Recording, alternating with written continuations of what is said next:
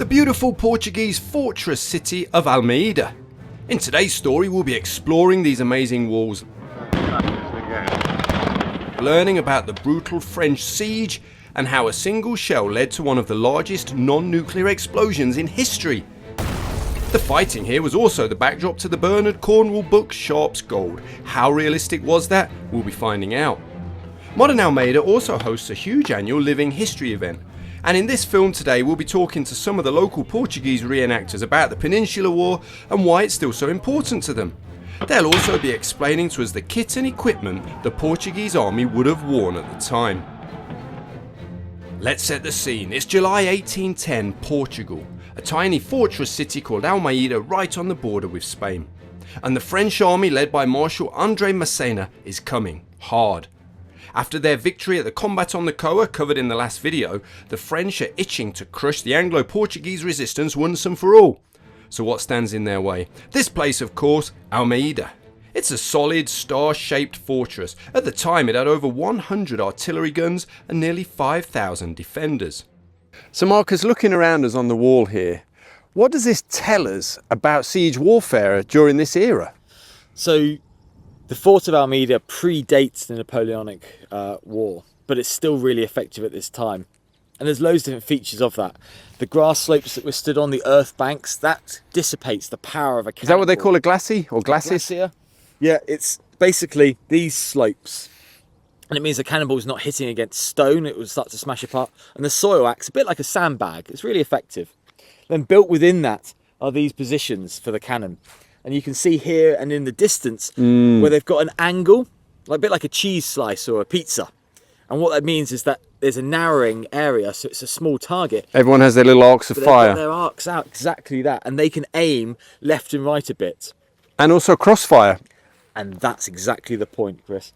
When you've got the crossfire and moving in upon key areas like this gateway, you're being fired at sometimes 2 to 4 areas. That crossfire, again, it's mathematical killing, means that you can't take cover because you hide one side of a wall, you're just exposing yourself to another. And so what they've basically done is like basic school trigonometry with triangles, and they're drawing interlocking arcs.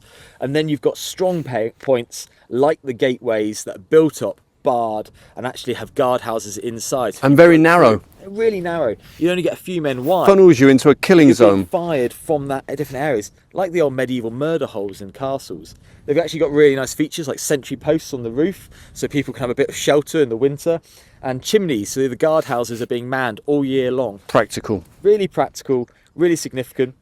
But to even get to that gate, you've got to break through the outer redoubt. So there's layers upon layers of defences with dry moats. You can imagine, get across a dry moat, you've only got really 2 ways. You either got to fill it with something, and that's going to take a long time, or you've got to jump down into it, exposing yourself, and then getting ladders coming back out of it. Not fun. Not fun.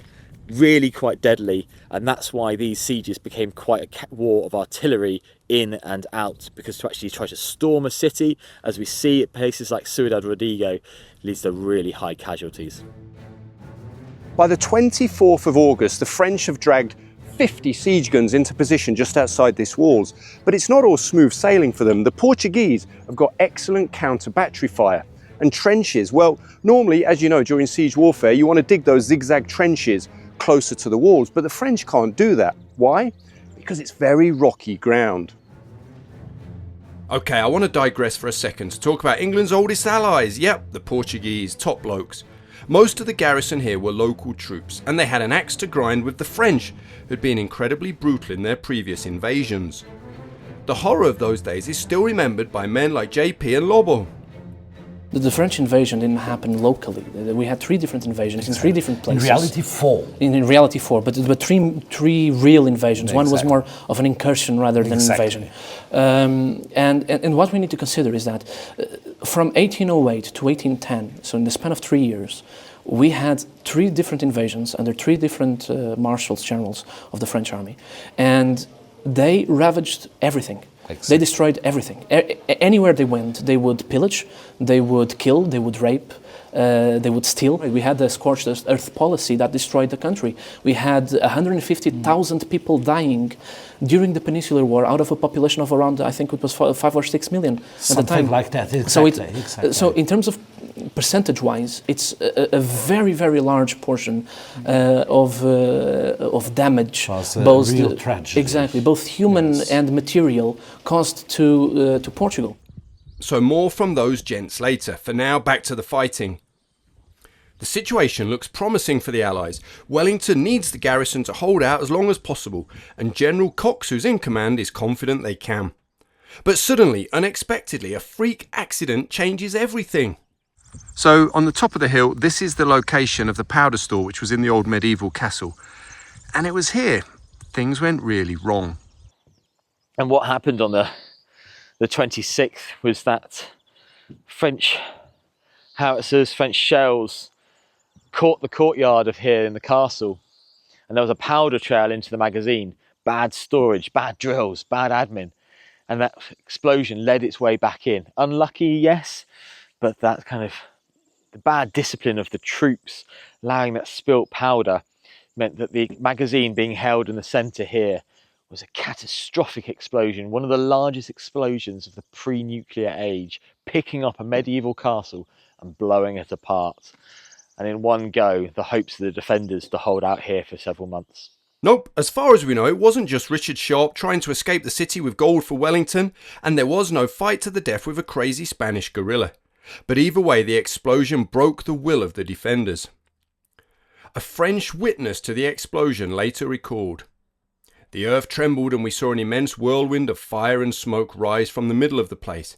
It was like the bursting of a volcano, one of the things that I can never forget after 26 years. Enormous blocks of stone were hurled into the trenches where they killed and wounded some of our men. Guns of heavy caliber were lifted from the ramparts and hurled down far outside them. When the smoke cleared, a great part of Almeida had disappeared, and the rest was a heap of debris."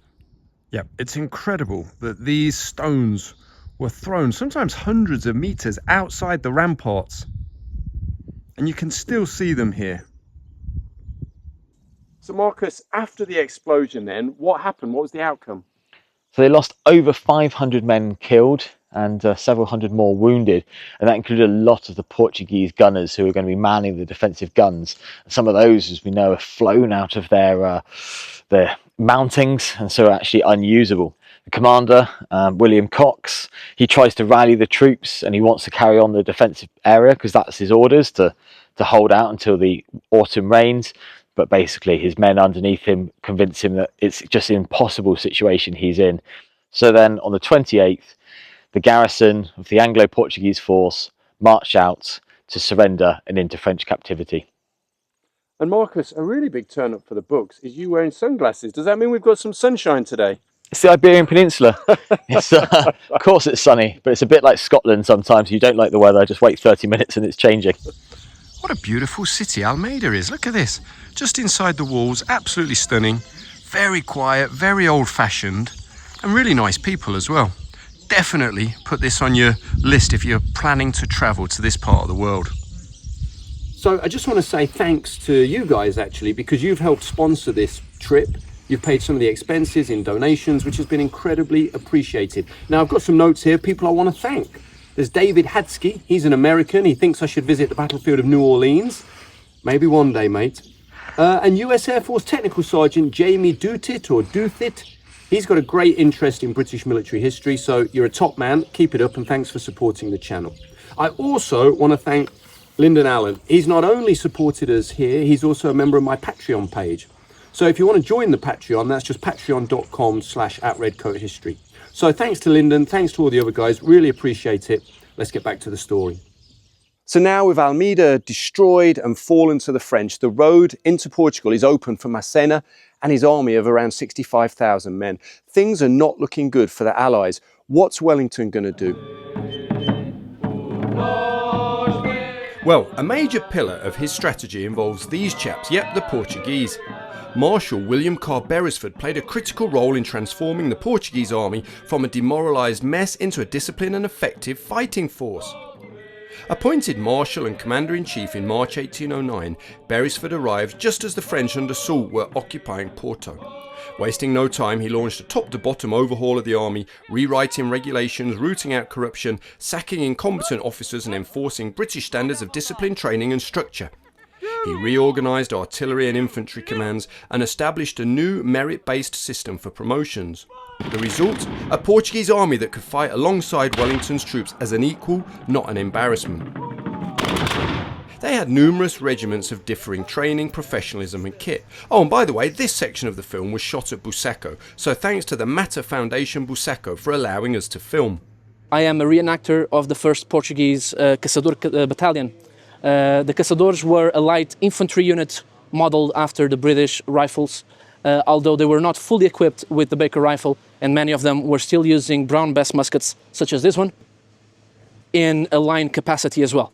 So they perform multiple specialty roles, and they operated with both the skirmish lines and both with line infantry mindsets. This particular uniform is of the 1st Portuguese Caçador Battalion. Blue cuffs, black collar, and always the brown, traditional brown collar of the Caçadores, which was readily available wool of a third sort of woven that was readily available to make these uniforms. So, in accordance to our records and to the investigation that we've made, this is the closest reenactment of a Caçador that we have made so far. I have a small shot pouch where I would have my patched shots either for a rifle or a musket. On this belt, I have my bayonet for the Brown Bess, where the atiradores, which were the riflemen of these battalions, would have their Baker sword bayonet. I am wearing a bread bag, which is also something that sometimes people don't know for sure if they existed, but we have records that prove they do. The shako itself represents what company I belong to, or what battalion and what company I belong to, in a sense that the number represents the number of the battalion, in this case the 1st, and the color of my pom-pom or my my woolen pom-pom will represent if I am a special rifleman or if I am just a fusilier, which I am a fusilier because I have a Brown Bess and once again not a Baker rifle. So we have here 3 different uniforms. We have a Portuguese Caçador uniform, we have a Portuguese line infantry uniform and the Portuguese cavalry uniform. As you can see, there are a few great differences between what the Caçador is in terms of light infantry compared to the line infantry and the cavalrymen of the Portuguese regulations, who all were blue, including the militias. Our infantryman is equipped with the essential for any campaigning infantry soldier. So right now he's using a barrete de polícia or a bonnet de police or a forage cap, if you so want to call it, but usually he would be wearing a barretina. So this is the Portuguese shako of the period. Podes trocar? Força. This is the Portuguese shako of the period, which was then adopted, or a very similar version was adopted by the British Army as the Belgium shako. Our Portuguese soldier has, if you just só aqui bocadinho, he's equipped with his cartridge pouch for the ammunition for his Brown Bess musket. Vira para o outro lado, por favor. On the other side, he has his bayonet, his bread bag, his canteen. He could also wear a backpack, and he could also have, he would have a greatcoat and a wool blanket as part of his kit. Inside the backpack, he would have other essentials, such as an extra pair of shoes and other miscellaneous items. If we move over to our cavalryman, Lopo is the best to describe it. So on combat, I will have 2 of those on the front of my saddles. So Specific holsters. On a specific holsters, yes, of course. Then we'll have it, and working always on my right hand, not as a cowboy. No, not at all. Just on front, because this hand, I needed to write, no? And even more important, because pistol, it was really close combat, but then I'll have that carbine that is linked to me. This is a Portuguese one. It's marked John Prince Regent. And imagine on horseback, I need my hands free, for instance, to use the saber. No? So it's going to be like that on my right, on the right of the saddle, that allow me to have this hand totally free, the right hand. But in some circumstances, when I need it, I'll work it just with that hand, like a bigger pistol. That's why it's linked to me. Just quickly, if you're the kind of person who thinks, nice field, but which regiment fought there? Then you're exactly the sort of person I wrote my books for. Yep, the Military History Geek's Guide to the Peninsular War, volumes 1 and 2. This is volume 1. It covers Corunna, Talavera, Albuera, and all the glorious chaos in between. They're detailed, they're lively, and they're packed with first-hand accounts, sourced from long-forgotten works, dusty old memoirs, and records you won't find on a quick Google search. Proper military history, even if I do say so myself, by someone who's actually walked the battlefields, not just had a look on Wikipedia. If you're enjoying our walk today at Almeida, you might want to go deeper, click the link in the description and pick up your copies. If you like them, good news, I'm already hoping to start work on volume 3 soon. Because let's face it, life's too short for bad history books. Alright guys, let's crack on. Well, I am an ordnance, which is basically the third line. If you think about that, there's a first line, the line infantry, the cavalry, artillery and so on. Then you have the second line of the army, which is the militias. And then in Portugal, since independence war from the Spanish in the 1600s, we've had a third line, which are the ordnance. And that's basically what I am representing here. And the ordnance were basically civilians who were organized in these ordnance companies scattered all over Portugal. And in case of an invasion, like during the first, second and third invasions, French invasions of Portugal, they were then the backbone kind of the defense of the country, where the main army couldn't be, or even the militia could be. So they were pretty important. Yes, they were. I'm lucky here that I have a brown bess.